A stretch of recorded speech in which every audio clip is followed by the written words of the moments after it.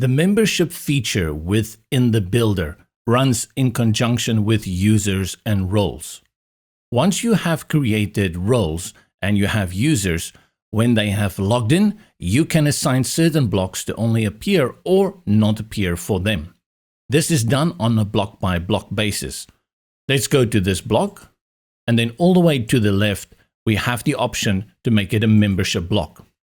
Once I've done that, I have the option to select which roles can access this block. I'll click on select, and by default, you have not logged or logged in.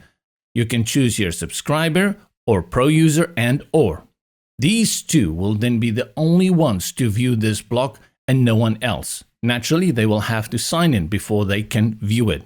This is great if you have certain paywalls or certain other benefits for people who sign up, collecting leads and then in return giving them access to certain resources on your website.